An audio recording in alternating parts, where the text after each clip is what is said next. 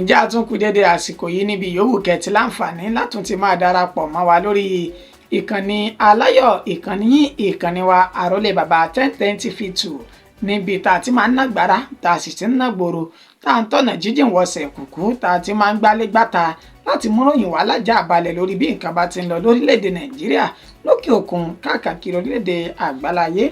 sójú tẹ fún òwà ojú lò ní fọ́ agara kì í sì dóníṣe elédùnmarè agara òní dẹ́nìkọ̀ọ̀kan wà láṣẹ lọ́wọ́ elédùnmarè orúkọ oníròyìn yín kò yí padà àyànfẹ́ elédùnmarè yín náà ni ṣáájú ká tó bọ́ sínú agbọ́nmi ìròyìn ẹ̀sẹ̀ já kọ́kọ́ yẹ kókó tí ń bẹ nínú ìròyìn ta àsìkò yìí wò náà.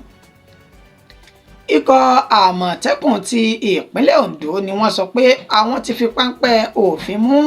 ọ̀daràn ajínigbé kan tí ó jẹ́ Fúlàní táwọn sì tún ti ṣe bẹ́ẹ̀ tú àwọn ènìyàn 4 tí wọ́n jí gbé sílẹ̀ ní ìpínlẹ̀ ọ̀hún.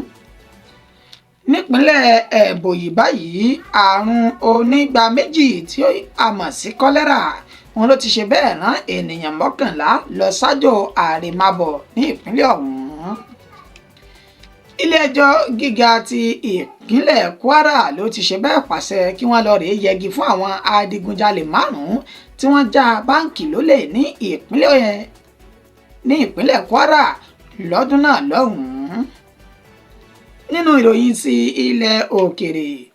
ó kéré tán ọmọdé tí kò dín ní 37 ló ti ṣe bẹ́ẹ̀ tẹ̀ sómi nígbà tí ọ̀pọ̀ farapa lórílẹ̀‐èdè India lásìkò tí wọ́n ń sọdún ìbílẹ̀ lórílẹ̀‐èdè ọ̀hún. Àwọn mọ̀lẹ́bí kan lórílẹ̀‐èdè South Africa ni wọ́n ti ń pè fún ìdájọ́ òdodo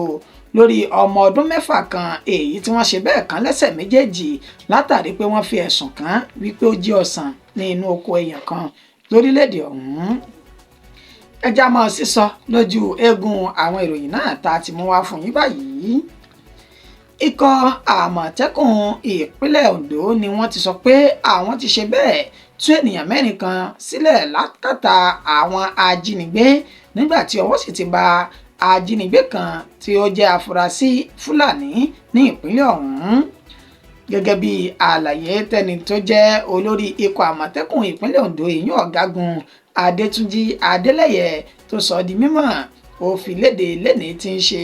ọjọ́ 26 inú oṣù tá a wà yìí nínú Àkúrẹ́ tí ń ṣe olúùlú ìpínlẹ̀ Ondo lásìkò tó bá wọn oníròyìn sọ̀rọ̀ ó sọ di mímọ̀ wípé ní òpópónà Ọ̀wọ̀ sí Òsè ó ní ọwọ́ ti bá àwọn ènìyàn náà lẹ́ni tó já sí wípé wọ́n jí àwọn 4 gbé sá lọ tí wọ́n sì béèrè fún 20 mílíọ̀nù náírà fún ìtúsílẹ̀ àwọn ènìyàn náà pẹ̀lú akitiyan àwọn ikọ̀ àmọ̀tẹ́kùn àti àtìlẹ́yìn àwọn ọdẹ ìbílẹ̀ tó jẹ́ ti ìpínlẹ̀ Ondo níṣe ni wọ́n ya bo àwọn Fúlàní darandaran náà ní ìpínlẹ̀ ọ̀hún ní agbègbè tí wọ́n pè ní Ẹlẹ́gbẹ́kà sí Ìfọ̀n ìyún ní ìpínlẹ̀ Ondo nínú ètí wọn ni ọwọ́ bá ẹni tó jẹ́ olórí tó sì ti jingiri nínú ìjínigbé gbowó ní ìpínlẹ̀ náà gẹ́gẹ́ bí wọ́n ṣe sọ di mímọ̀ wípé Fúlàní darandaran ọ̀hún wọn ló ti jingiri lẹ́ni tó ti máa ń jí àwọn ènìyàn gbé tó sì ti máa ń gba owó ní ọwọ́ àwọn ènìyàn náà. Àlàyé tí wọ́n ṣe ni wípé àwọn ènìyàn kan tó ti jí gbé sẹ́yìn ó ní wọ́n ti fún ní owó tó lé ní mílíọ̀nù kan náírà lọ́wọ́ àwọn tí wọ́n ti jí gbé sẹ́yìn. Wàyí o Adétúnjì Adélẹ́yẹ ó wá sọ di mímọ̀ nínú ọ̀rọ̀ rẹ̀ wípé kò sí ìgbàláyè fún àwọn ènìyàn oníṣẹ́ burúkú yìí láti máa ṣọṣẹ́ káàkiri ìpínlẹ̀ Ondo àti àwọn ìpínlẹ̀ tó lè wà ní agbègbè rẹ̀ torí wípé àwọn kò ní sùn bẹ́ẹ̀ làwọn kò ní wo àfi ìgbà tí àwọn bá tó rẹ́yìn àwọn ọ̀daràn Fúlàní darandaran ajínigbé àti aṣekúpani tán wà ní kọ̀rọ̀kọ́ndù ìpínlẹ̀ ọ̀hún. Ní ìpínlẹ̀ Ebonyi báyìí àrùn onígbá méjì tí wọ́n mọ̀ sí kọ́lẹ́rà òní ó ti ṣe bẹ́ẹ̀ rán ènìyàn 11 lọ sọ́run àrèmábọ̀ ní ìpínlẹ̀ ọ̀hún gẹ́gẹ́ bí àlàyé tẹni tó jẹ́ kọmíṣánná fún ètò ìlera ìpínlẹ̀ náà Moses Ekuma ó sọ di mímọ̀ wípé ní agbègbè tí wọ́n pè ní Ndibokote ìyún ní Ezza Iyimagu tí ń ṣe ìjọba ìbílẹ̀ Izzi ó ní ìṣẹ̀lẹ̀ náà ni ó ti bẹ̀rẹ̀ tó sì ti gbéra sọ láti bí ọjọ́ 23 inú oṣù tá a wà yìí. Àlàyé kọmíṣánná ọ̀hún ni wípé àwọn ti gbìyànjú láti dáàbò bo àwọn ènìyàn náà ṣùgbọ́n níṣe ni ẹ̀pa kò bóró fún àwọn ènìyàn 11 kan tí wọ́n ti ṣe bẹ́ẹ̀ jáde láyé nínú ètò ti sọ di mímọ̀ pé àwọn míín sì ń bẹ ní ilé ìwòsàn tí wọ́n gba ìtọ́jú lọ́wọ́lọ́wọ́ báyìí gẹ́gẹ́ bí wọ́n ṣe kéde àrùn onígbá méjì ọ̀hún nílé ètò ìlera ìpínlẹ̀ ọ̀hún. Gẹ́gẹ́ bí wọ́n ṣe sọ di mímọ̀ pé ohun tí ó ṣe okùnfà àrùn onígbá méjì náà kọ́lẹ́rà tó fi búrẹ́kẹ́ káàkiri ìpínlẹ̀ ọ̀hún ó ní àìsí ètò omi tó mọ́ gara fún àwọn ènìyàn pẹ̀lú ìjẹkújẹ tí ọ̀pọ̀lọpọ̀ ń jẹ. Wọ́n tún ṣàfikún rẹ̀ wípé kí wọ́n máa ṣe ìgbọ̀nsẹ̀ sí ìta gbangba tó náà tún wà lára ní tó ṣe àkóbá àti títan iná náà tí àrùn onígbá méjì náà tí ó fi ń tànràn káàkiri agbègbè ọ̀hún. Ó tẹ̀síwájú wípé láìpẹ́ yìí ó ní wọ́n sin òkú arábìnrin kan tó kú ní àtàrí àrùn onígbá méjì náà kọ́lẹ́rà tó ṣekú pa. Wọ́n ní àwọn ènìyàn jẹ wọ́n mu níbi ìsìnkú arábìnrin náà ó sì ní ó ṣeéṣe kí eléyìí náà kó tún fa àgbákò àti àdánwò fún àwọn ènìyàn ìpínlẹ̀ Ebonyi náà. Ó wá ní àwọn ti gbìyànjú bẹ́ẹ̀ ni àwọn tẹ̀síwájú nínú ìgbìyànjú àwọn pẹ̀lú bí àwọn tó ṣe ìṣẹ̀dálẹ̀ ilé ìwòsàn 3 kan báyìí nínú ètò ti sọ wípé ẹnikẹ́ni tó bá kẹ́fìn pé nǹkan ó ń rú gọ́gọ́ lára òun kó tètè gba ọ̀kan nínú àwọn ilé ìwòsàn náà kí ó gbà lọ kí ó lè tètè fi ọ̀rọ̀ náà tó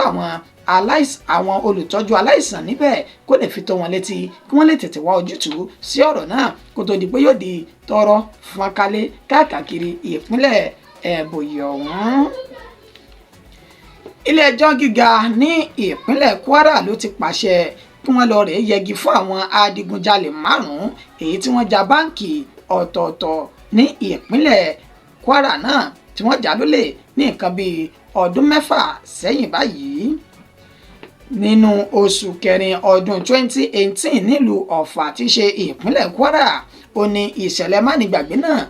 ó ti wáyé pẹ̀lú bí àwọn adigunjalè kan bí wọ́n ṣe yabo ilé ìfowópamọ́ báǹkì lóríṣiríṣi ní ìpínlẹ̀ ọ̀hún nínú èyí tí wọ́n ti ṣekú pa ọ̀pọ̀lọpọ̀ àwọn ènìyàn àti ọlọ́pàá tí kò dín ní 9 lásìkò náà. Láti ìgbà tí ọwọ́ ti bà àwọn ènìyàn yìí ó ní wọ́n ti ń gbé ẹjọ́ wọn yẹ̀wò ní ilé ẹjọ́ gíga tó fìkàlẹ̀ sí ìpínlẹ̀ Kwara náà ṣùgbọ́n lẹ́ni tí ń ṣe ọjọ́ 26 ọjọ́ tọ́sídẹ̀ẹ́ yún lẹ́ni ó ní adájọ́ àgbà ti ilé-ẹjọ́ gíga ọ̀hún ìyún adájọ́ Halima Suleiman ó ní ó fi ẹnu okò sọ̀dúnrún lórí ìgbẹ́jọ́ àwọn ènìyàn yìí lẹ́yìn tí wọ́n rí òkodoro ọ̀rọ̀ tí wọ́n sì fi ìdí ìṣẹ̀lẹ̀ náà múlẹ̀ wípé àwọn ènìyàn 5 yìí ó ní wọ́n wà lábẹ́ ẹ̀kú tí wọ́n sì ń ṣe iṣẹ́ burúkú nínú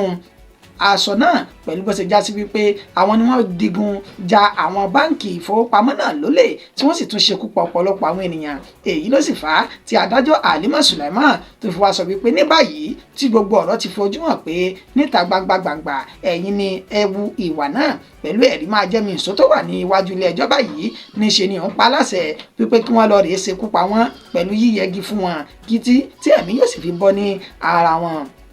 Àwọn 5 tí wọ́n fi orúkọ wọn léde tí wọ́n jẹ́ ọ̀daràn náà tí wọ́n ti rí ikú wọn báyìí pẹ̀lú bí adájọ́ náà ṣe pàṣẹ kí wọ́n lè rèé yẹgi fún wọn. Ó ní àtìrí Ayọ̀adé Akínníbọ̀sún, Azeez Salaudeen, Níyì Ògúndìran, Ìbíkúnlé Ògúnlẹ̀yẹ àti Adéọlá Abrahamu nínú ètò ti já sí wípé àwọn 5 yìí náà ti gba ìdájọ́ wọn báyìí o tí wọ́n sì ti ní wọ́n lọ rèé yẹgi fún wọn lórí ẹ̀sùn ìdigunjalè, kíkó ohun ìjà olóró àti ṣíṣekú pa àwọn ènìyàn tí wọ́n fi kan àwọn 5 ọ̀hún. Ìròyìn ilẹ̀ òkèèrè báyìí ó kéré tán ọmọdé tí kò dín ní 37 ló ti ṣe bẹ́ẹ̀ jáde láyé tí wọ́n ti tẹ̀rì sómi nígbà tí ọ̀pọ̀ fi ara pa lórílẹ̀‐èdè India lásìkò tí wọ́n ń ṣe ọdún ìbílẹ̀ lórílẹ̀‐èdè ọ̀hún. Gẹ́gẹ́ bí àlàyé tí àjọ tó ń mójútó ọ̀rọ̀ òfò àti nǹkan míì ní orílẹ̀‐èdè India náà èyí ò Disaster Management Department tí wọ́n sọ di mímọ̀ wọ́n fi léde wípé kò dín ní ọmọdé tí òǹkà wọn jẹ́ mẹ́tàdínlógójì tí wọ́n ti tẹ̀rì sómi báyìí lásìkò tí wọ́n ń ṣe ọdún ìbílẹ̀ tí wọ́n pè ní Hindu ní agbègbè Bihari ní orílẹ̀-èdè India náà. Gẹ́gẹ́ bí àlàyé tí wọ́n ṣe, wọ́n ní tó ṣe okùnfà ìtẹ̀rìsómi àwọn ọmọdé yìí ó ní omi òjò àìrọ̀rọ̀dá èyí tó fa omíyalé àgbàrá ya ṣọ́ọ̀bù tó sì já sí wípé kókó ọdún ọ̀hún ó ní kí wọ́n ṣe ìrìbọmi fún àwọn ènìyàn. Nínú àsìkò tí wọ́n ṣe ìrìbọmi yìí ó ní ọmọdé mẹ́tàdínlógójì ó ní wọ́n ṣe bẹ́ẹ̀ bá omi lọ tí wọ́n tẹ̀rì sódò nínú èyí tí ọ̀pọ̀lọpọ̀ tí wọ́n fi ara pa tí wọ́n rí wọn yọ nínú odò ọ̀hún. Gẹ́gẹ́ bí àlàyé tí ẹni tó jẹ́ olórí àjọ ọ̀hún ṣe, ó ní agbègbè tí kò dín ní mẹ́ẹ̀ẹ́dógún ní Bihari yìí tí ń ṣe orílẹ̀-èdè India ó ní ọdún náà ni ó ti wáyé tí àkójọpọ̀ àwọn ọmọ tí wọ́n ṣe bẹ́ẹ̀ sọ ẹ̀mí wọn nù tó sì jẹ́ mẹ́tàdínlógójì nígbà tí ọ̀pọ̀lọpọ̀ àwọn ènìyàn tí wọ́n fi ara pa níbi ìṣẹ̀lẹ̀ ọdún ìbílẹ̀ tí wọ́n ṣe lórílẹ̀-èdè India náà. Ní orílẹ̀-èdè ti South Africa báyìí, àwọn mọ̀lẹ́bí kan lórílẹ̀‐èdè ọ̀hún ni wọ́n ti ń béèrè fún ìdájọ́ òdodo lórí ọmọ ọdún mẹ́fà kan tí wọ́n ṣe bẹ́ẹ̀ tí wọ́n ṣe léṣe pẹ̀lú wọ́n ṣe kàn ní ẹsẹ̀ méjì ọ̀tọ̀ọ̀tọ̀ látàrí pọ́n fẹ̀sùn kàn bí kò jí ọsàn ọyọ kan mú nínú oko bàbá ẹni 70 ọdún kan lórílẹ̀‐èdè ọ̀hún. Gẹ́gẹ́ bí àlàyé tí wọ́n ṣe ní agbègbè tí wọ́n pè ní Louisville ìyún ní West Coast tí ń ṣe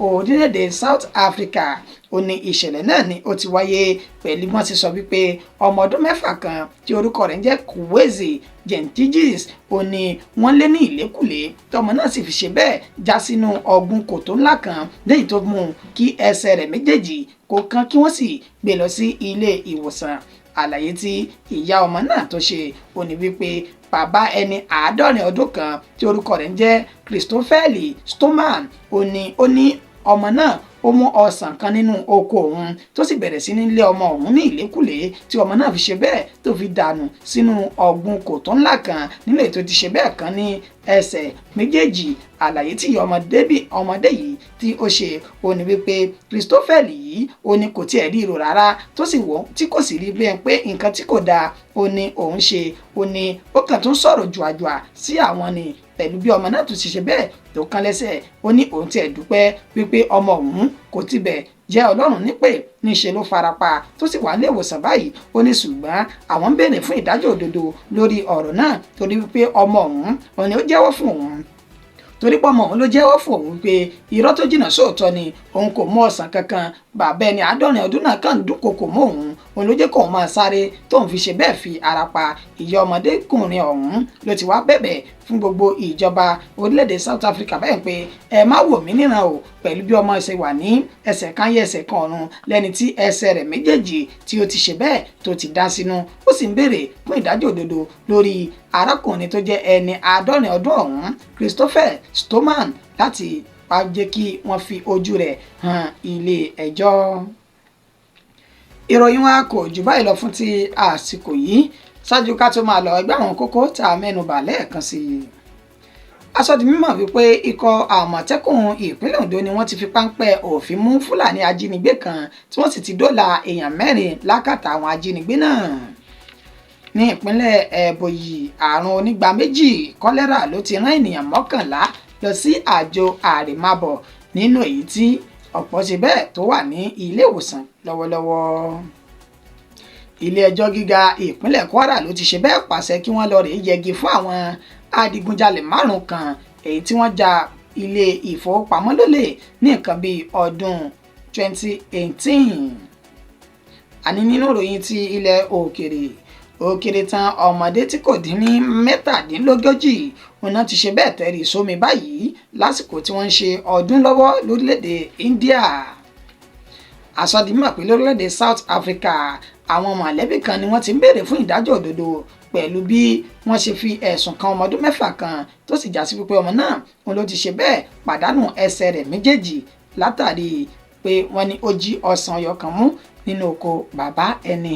70 ọdún náà. Títí dìgbà tá a tún máa fi pàdé lórí ìkànnì àrólé bàbá 1010 TV2 tá a wà yìí orúkọ tèmi kò yí padà àyànfẹ́ Elédùmarè yín náà ni. Ẹ má gbàgbé láti bá a subscribe sórí ìkànnì yìí kẹ́ sì tún lè máa rí wa gbọ́ rí wa wò kétékété lóòrèkóòrè.